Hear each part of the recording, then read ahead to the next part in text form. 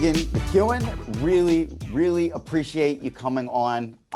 You are America's favorite adaptive fitness trainer. You receive so much love, so much feedback from folks who nominated you, voted for you, commented towards you. You know, what does this mean to you? It means a lot. I have been doing this for over 20 years. I absolutely love what I do. And every day, the folks that I work with, they let me know how much they appreciate the things that I do for them. And so I am very grateful and very honored to have received this award. Tell me about the first time you can remember thinking about your fitness, thinking about your wellness. Actually, I think I was in junior high. My family was not the healthiest family. And early on, I decided that wasn't going to be me. I remember coming home from school and I would be like, all right, I've got to figure out how I'm going to get some kind of movement in, whatever that looked like, usually going out to play. And then as I got older, it became a little more structured, aerobics and even some weight training and things like that.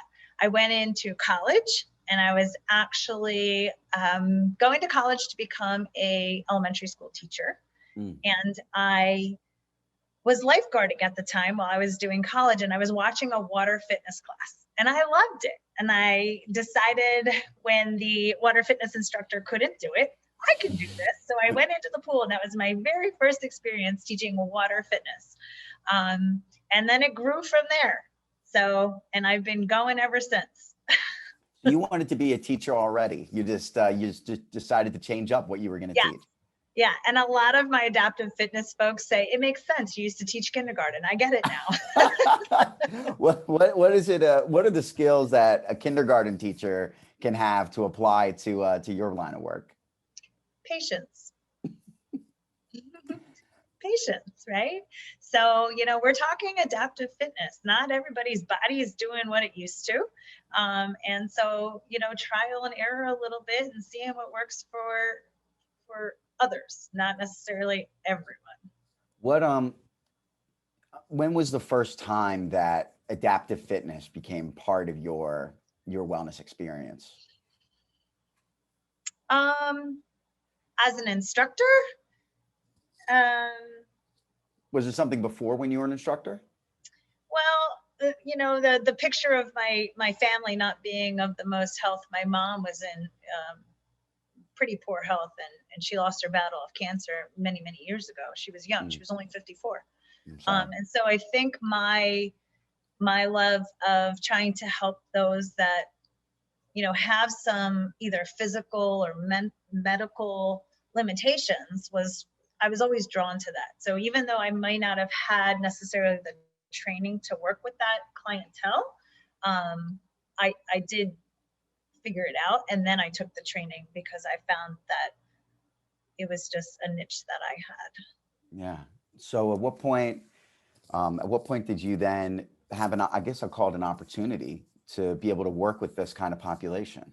Yeah, Silver Sneakers gave me that opportunity, actually. I took a few Silver Sneakers trainings and that grew from there. What is Silver Sneakers? So Silver Sneakers is actually an insurance-based program. It is, I believe, 62 or 65 and older with their type of insurance. So what would happen is their insurance company would pay for their gym membership.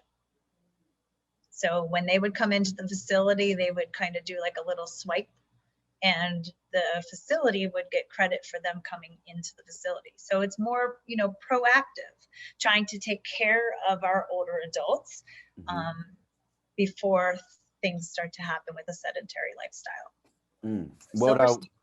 What was your first, what kind of work were you doing at the time then with them? I was in regular group fitness and personal training at the time. And like I said, it just kind of then branched into other things. So I've got many different styles, actually, even on Burn Along. I just got done doing 2 classes. So, so here I am. I did my seated strength class because I think that there's a lot of work that can be done sitting in a chair. You don't necessarily have to get up and down and do, burpees and things like that. You can get a great workout with a set of 8-pound, 5-pound dumbbells sitting in a chair. You And have a so ton of chair classes on the platform. What is it about? What is it about the chair that you feel is just such a great content engine? you can't cheat when you're in that chair. You cannot use your body momentum to swing those weights around. So you've got to lock that core in and engage it. And, form is dead on. And people often say, well, I don't need a chair yet. I'm not ready for a chair. Let me show you how we can work this chair into your exercise. Yeah. So I want to read you one of the comments that you had on the that someone gave for your nomination. okay. It was great, and it said, "Megan, you're an inspiration to our veterans group. You've taken a bunch of old, out of shape military folks and turned us once again into mean green fighting machines. We're well on our way thanks to you. Who are these mean green fighting machines?" All right, so I have an opportunity. I wear many hats. I do work for the Y. I wear many hats. So I teach live in the branch. I teach virtually. I do personal training, and I'm also the coordinator and run our Veterans Wellness Pathway program. So it's active and retired military, and basically I am their trainer for 12 weeks. And so, Is boot yeah. camp style? It depends. Actually, the group I'm doing today, they are getting a little bit of a circuit style. Yes. The group I had the other day, it just depends. You gotta work with the group that you have. They're not getting down the floor. They're doing the seated stuff for their core and things like that. And it was really funny because in the studio we were in, there's like a ballet bar all around it. And I'm like, okay, we're gonna go up to the bar. And they're like, yeah. And I'm like, no, my bar and your bar are two different things. So I have the honor and the privilege to work with some of our veterans in our county here, and some are active, and trying to get them into a better, healthier life. And we don't just do, the physical fitness. We do talk about nutrition. And next week we actually talk about mental health as well and stress management. So we talk the whole body. What is the difference in your approach when you're working with an adaptive group versus just a regular class? I don't think there's too much difference, just knowing that I'm going into that adaptive thing and I might have to do a little more explaining. I might have to say, if this isn't working for you, here's another option. Putting out a bunch of different modifications is definitely key, because our bodies, sometimes they just don't go that way, and we have to figure it out. I like to also let people know that it's okay to use a wall or a chair or something that you might need for stability and support. I don't know where in our society that became a crutch as a bad thing. It's not. And so the other thing too is when giving them permission to take breaks. We don't have to keep going, and we don't have to keep hammering.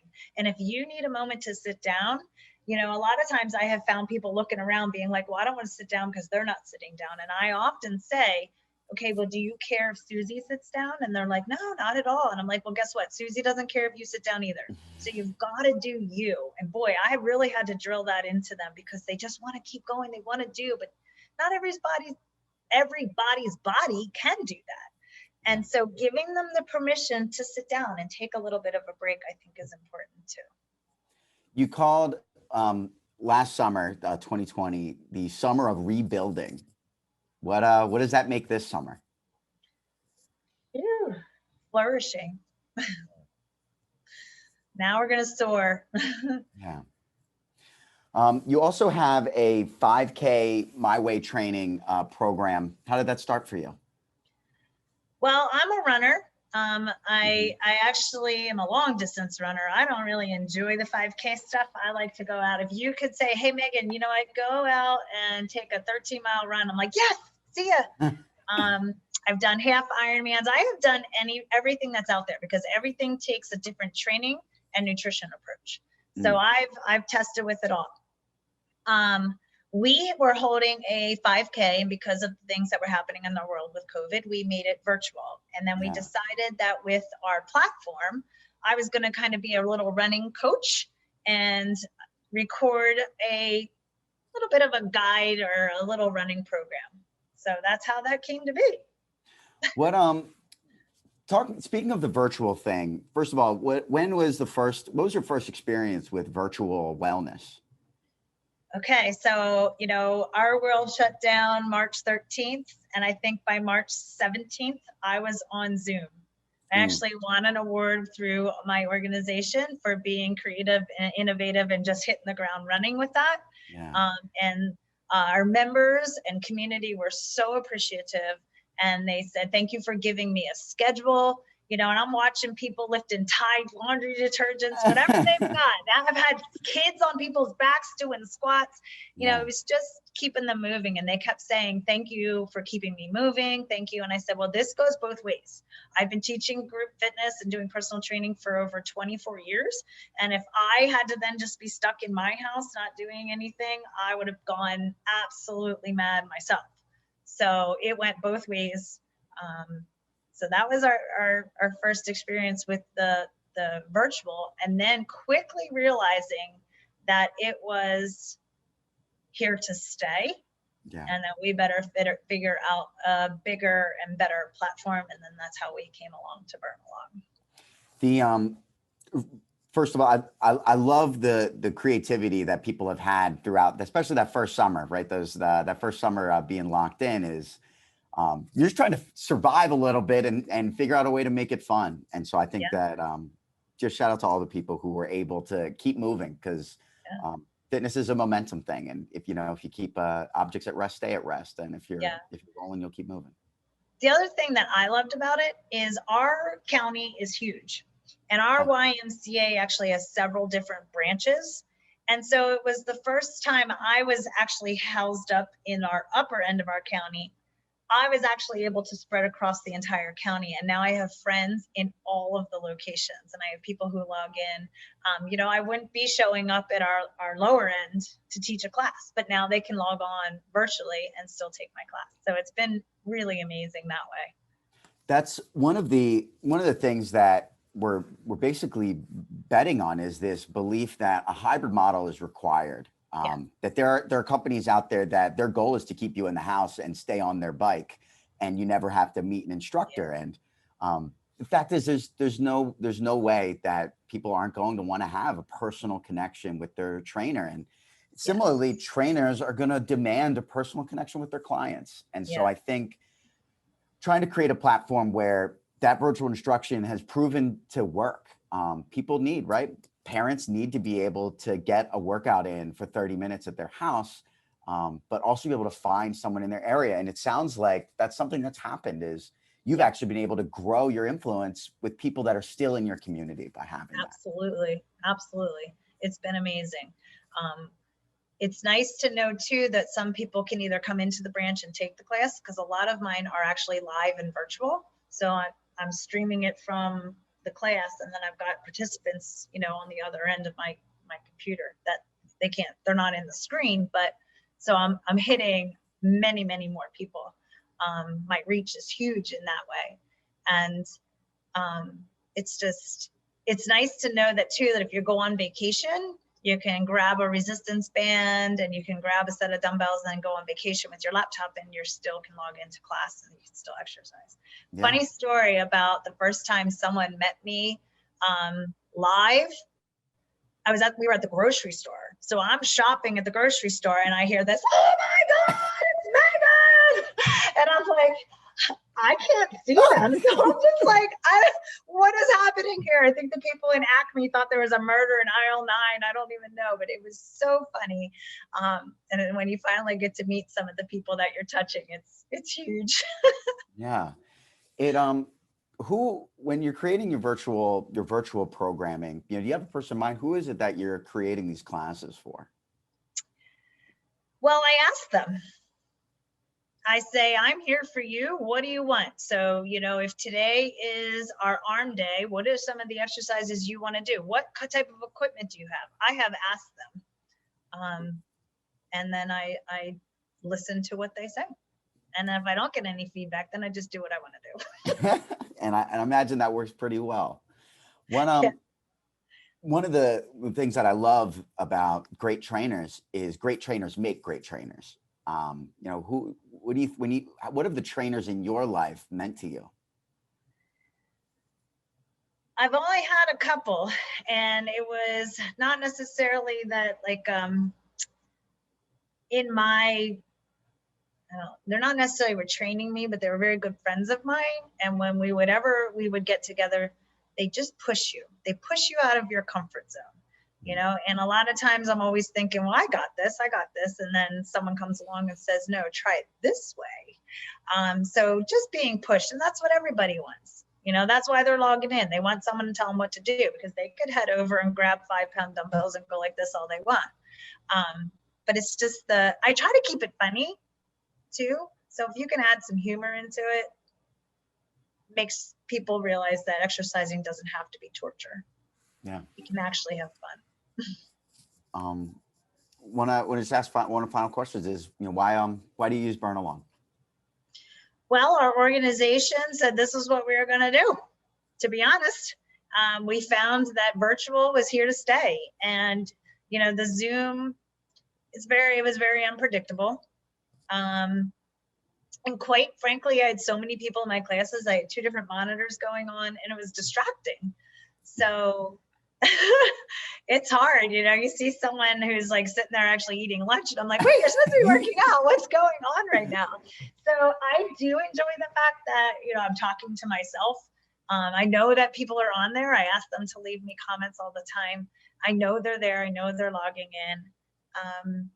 And it's just a better platform that has much more reach. If I'm teaching these type of classes, but somebody needs something that's more, with arthritis, they can log in and they have the opportunity to have more trainers at their fingertips. So yeah. Love that. I love the passive working out, watching other people work out while eating. There's something really phenomenal about that. It's distracting. It's horrible. Yeah. Megan, I want to congratulate you once again, America's favorite adaptive fitness trainer. Congratulations. We're so thrilled to have you. You have people obviously just love you. If you want to connect with Megan, you can find her on Burn Along, Megan McCuen. Where else can people connect with you? Well, I am at the YMCA of Bucks County. So That's where I'm at. Beautiful. Thanks again. Thank you.